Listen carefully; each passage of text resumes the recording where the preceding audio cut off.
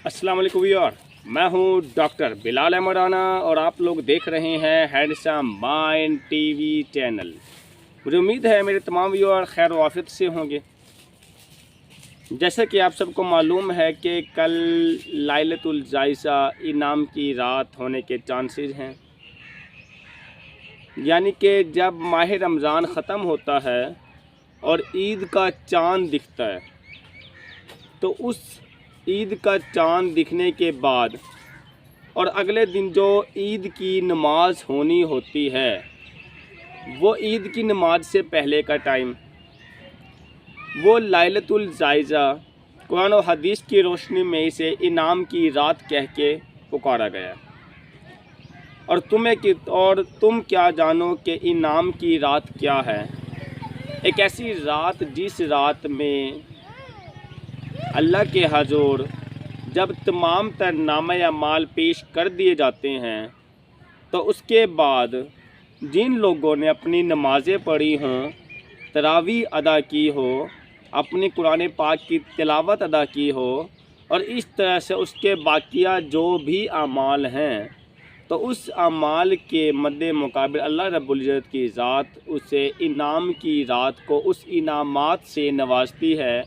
क्या बंदे, तूने अपनी मज़दूरी पूरी कर ली और अब तेरा दिहाड़ी या अब तेरा मज़दूरी लेने का टाइम हो गया, तूने अपने औकात का काम पूरा कर लिया, अब तेरा इनाम का टाइम हो गया, तो इसीलिए अब इनाम के लिए आ जा और जितना तेरा दिल करता है तो मुझसे उतना इनाम पा ले। अब होता क्या है? होता यह है कि हमारे दिल में लाइलतुल जायज़ा या फिर इनाम की रात की कदर ही नहीं है। मसलन कैसे कदर नहीं है?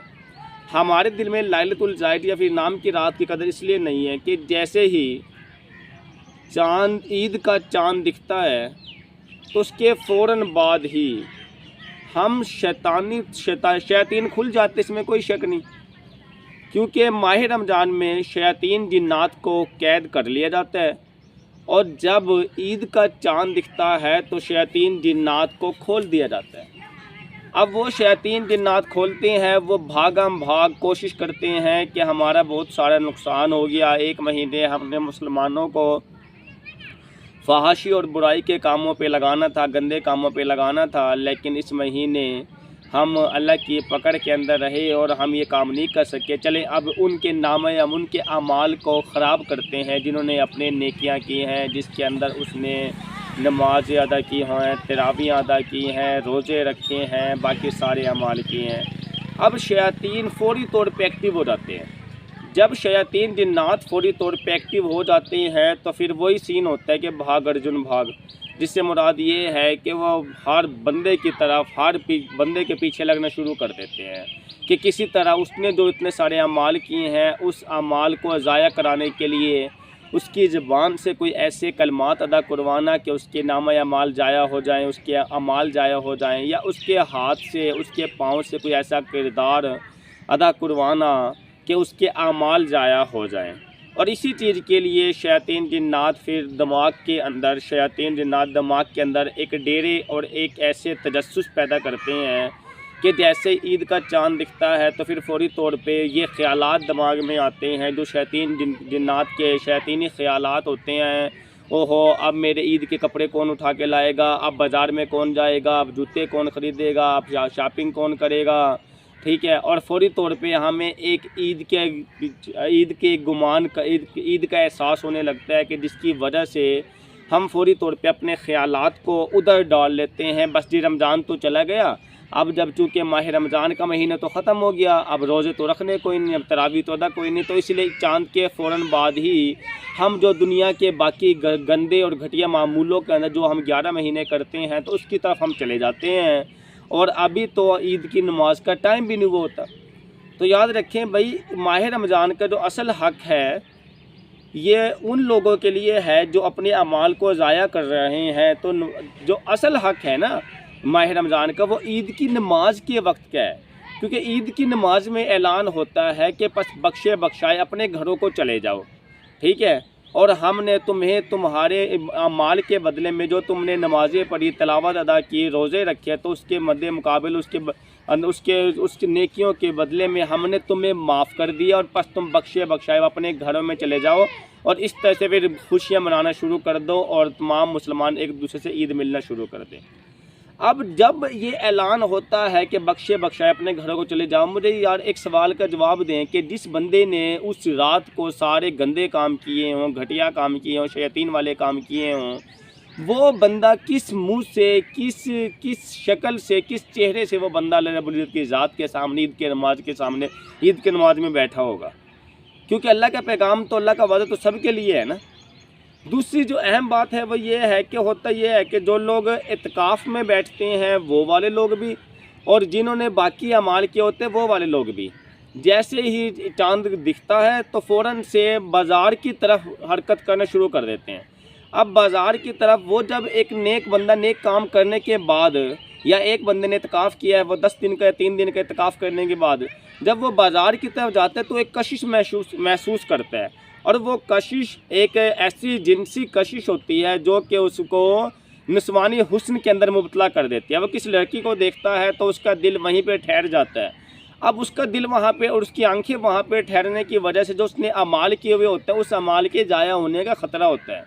देखिए, या तो आपने नेकियां की ना हो एक भी, और अगर आपने एक नेकी भी की है, और खुसूसी तौर पे जिन्होंने इत्काफ़ किए हैं, चाहे वो 3 दिन का इत्काफ़ था, चाहे वो सुन्नत इत्काफ़ 10 दिन का था, चाहे वो 1 महीने का इत्काफ़ था, तो ऐसे बंदे के लिए जिसने इत्काफ़ किए हैं तो उस बंदे के लिए तो ज़्यादा हसास है कि वो ईद की नमाज तक तो कम से कम सब्र करे कि जब अल्लाह रब्बुल इज़्ज़त की ज़ात ने हुक्म देना है कि बस बख्शे बख्शे अपने घरों पे को चले जाओ और हमने तुम्हें माफ़ कर दिया, तो वो लोगों ने अभी ईद की नमाज से पहले वो शयातीन चक्रों के अंदर उलझ के और वो बाज़ार के कशिश के अंदर आके और वो बाज़ार की तरफ जाने शुरू कर देते हैं।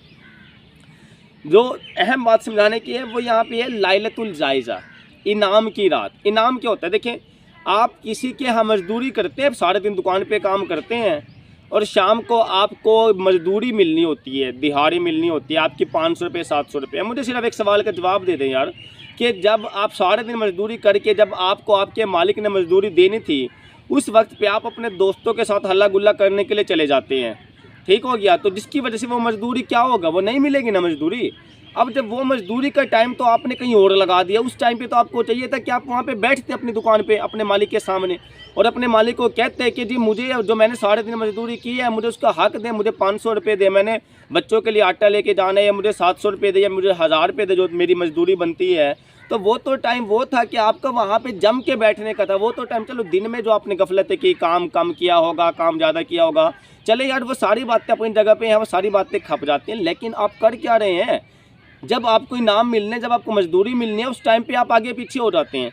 उस टाइम पे आप जो है ना, क्या नाम उसका, उस टाइम पे आप ऐसे शैतान के चक्करों के अंदर घुसे हुए होते हैं, उस टाइम के अंदर आप बाज़ारों के चक्करों के अंदर घुसे हुए होते हैं। उस टाइम पे तो आपको मजदूरी मिलनी होती है, आपको इनाम मिलना होता है। अल्लाह रब्बुल इज़्ज़त की ज़ात ने जो आपको इनाम कहा है, जो अल्लाह रब्बुल इज़्ज़त की ज़ात ने जो आपको मजदूरी देनी है, तो वो मजदूरी के टाइम आप आगे पीछे कैसे हो जाते हैं? वो सारी रात मजदूरी की है, उस सारी रात में आपने मांगना है अल्लाह रब्बुल इज़्ज़त की ज़ात से। कैसे मांगना है? जब सारे दिन मजदूरी करके शाम को आप अपने मालिक को कहते हैं ना, मुझे 500 रुपये भी दे दे, मैंने बच्चों के लिए लेके जाना है, मुझे 30 रुपये और दे दे, मुझे दूध के पैकेट के पैसे लेके दे दे, मुझे ये लेके दे दे, मुझे वो लेके दे दे, क्योंकि वो मजदूरी लेने का टाइम होता है। तो उस टाइम पे मालिक भी खुश होता है जिसने सारे दिन काम किया है, अब इसका हक बनता है। तो अल्लाह रब्बुल इज़्ज़त की ज़ात जो एक माँ से 70 गुना ज़्यादा मोहब्बत करती है, वो कितनी खुश रात होगी।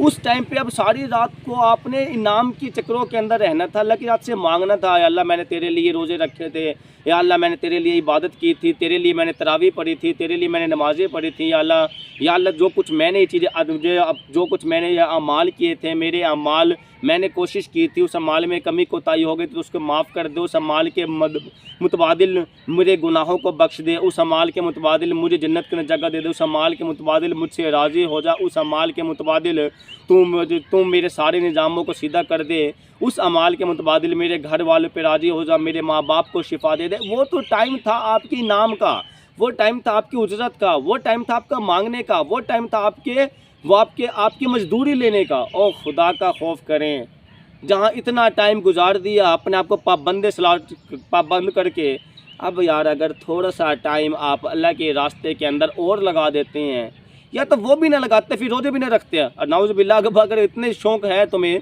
दुनियादारी करने का, तो फिर वो काम भी ना करते जो 30 रोजे रखे, फिर वो काम भी ना करते जो तुमने इत्काफ़ किया, फिर वो काम भी ना करते जो तुमने बाकी काम किए। अब अगर वो काम किया है तो मजदूरी अपनी क्यों मजदूरी को ज़ाया करते हैं? जब इनाम मिलना है तो क्यों उसको ज़ाया कर रहे हैं, क्यों वापस दे रहे हैं? तो चुप करके वो ही लें, बल्कि मांग के लें। और अल्लाह रब्बुल की ज़ात से मांगना तो बहुत महबूब है। अल्लाह रब्बुल की ज़ात से जो मांगता है अल्लाह तो उसको बहुत ज़्यादा अता करने वाला, जो नहीं मांगता वो तो अक्कर और उसके तकब्बुर की लामतों में से है। ये मैं नहीं कह रही, कुरान और हदीस के अल्फाज हैं, आप कभी उठा के देखिए, पढ़ के देखें। तो आप जो इनाम की रात है, उस इनाम की रात की लोग कदर नहीं करते। मैं काफ़ी अरसे से देख रहा हूँ, काफ़ी सालों से लोग, होता ये है कि चाँद के दिखने के फ़ौरन बाद लोग अपने दुनियावी कामों में उलझ जाते हैं फ़ौरन से। यार उलझना भी है तो एटलीस्ट ईद की नमाज़ तो पढ़ लें। ईद की नमाज़ तक आपका जो रूहानियत होती है वो माह रमज़ान वाली ही रूहानियत होती है। ईद की नमाज के बाद आप बाकी दुनिया के मामूल के अंदर ढलते हैं, इससे पहले नहीं ढला करते। तो खुदारा इस इनाम की रात की कदर करना सीखें। इसकी रात की बरक़ात बहुत ज़्यादा है। इसकी बरक़ात जितनी मैं आप लोगों के सामने इसके फ़ज़ाइल बयान कर दूँ कम है। इसकी बरक़ात बहुत ज़्यादा है। आप इसकी बरक़ात को समझें, इस लैलतुल जायज़ा को समझें, इस इनाम की रात को ज़ाया होने से बचाएं। इस इनाम की रात में इनाम हासिल करें। ख़जाने लूट रहे होते हैं तो लूटना शुरू कर दें इस इनाम की रात के अंदर। इस इनाम की रात के अंदर भी आप ऐसे इबादत करें जिस तरह से आपने बाकी माह रमज़ान में किया होता है। इस इनाम की रात के अंदर भी आप अल्लाह रब्बुल की रात से ऐसे ही मांगे जिस तरह से आपने बाकी उसके अंदर किया होता है। लेकिन आप क्यों नहीं मांगते? क्योंकि शयातीन खुल जाते हैं और वो आपको अपने बहकावे में बहका के रखते हैं, और वो आपको ऐसा बहकाते हैं जी बस जी माह रमज़ान तो चला गया, अब रोज़े भी ख़त्म, तरावियाँ भी ख़त्म, बस ईद का चाँद दिख गया, अब तो ईद के चक्करों में पड़े और बस दुनियादारी संभालो। भाई ऐसा नहीं है, ये शैतानी धोखे हैं। ये शैतान ने पहला वार करना होता है कि खुल्लम खुल्ला आपको नहीं कह सकता कि आप गुनाह करें, बल्कि शैतान का पहला वार ये होता है कि आपको ना किसी लॉजिक और किसी मंतक में फंसा दे, किसी रीजनिंग में फंसा दे। और वो रीजनिंग और वो लॉजिक और वो मंतक क्या है, ये कहने के बजाय कोई गंदा काम करें, बल्कि वो लॉजिक ये होता है कि बस जी अब तो ईद आ गई है, तो नमाज रोज़े तो ख़त्म हो गई हैं, तरावियाँ ख़त्म हो गई है, सो अब जो मर्ज़ी करें, अब कोई नहीं, कुछ नहीं होता, अब कोई फ़र्क नहीं पड़ता। ऐसा नहीं है। कुरान और हदीस को उठा के देखें, ये इनाम की रात की बहुत सारी फजीलतें हैं। तो खुदारा उस फजीलतों को समझे और इस रात की कदर करें, उस रात की कदर का हिस्सा बनाएं। अपने दोस्तों के अंदर भी ये बात को शेयर करें, भाई आज की रात की कदर बहुत ज़्यादा है, वैल्यू बहुत ज़्यादा है। इस रात को ज़ाया नहीं होने देना, इस रात को ज़ाया होने से बचाना है, और इस रात की कदर भी ऐसे करनी, इस तरह से बाकी रातों की कदर करनी है। मुझे उम्मीद है कि ये वीडियो देखने के बाद अगर आप लोगों को ये सारी की सारी बातें समझ में आ गई हैं, तो आप लोग अपने दोस्तों के अंदर ये लैलतुल जायज़ा की रात की कदर के बारे में आप उनको बताएंगे, उनको समझाएंगे, और दोस्तों की भी रहनुमाई करेंगे, फैमिली और अपने अहल याल की भी रहनुमाई करेंगे इस रात की अहमियत के हवाले से। और अगर आपको ये वीडियो अच्छी लगी हो तो फिर आप लोग अपने दोस्तों में शेयर करें, हमारे चैनल को लाइक करें, सब्सक्राइब करें, बेल आइकन को दबाएँ, ताकि बर वक्त आप लोगों तक ऐसे ही मोटिवेशनल लेक्चर अच्छी वीडियो आप तक पहुँचती रहे। मुझे उम्मीद है कि ये सब बातें देख के आपको बहुत खुशी मिली होगी। इसके साथ ही आप अपना ख्याल रखिएगा, इजाज़त दीजिएगा। अल्लाह हाफ़िज़।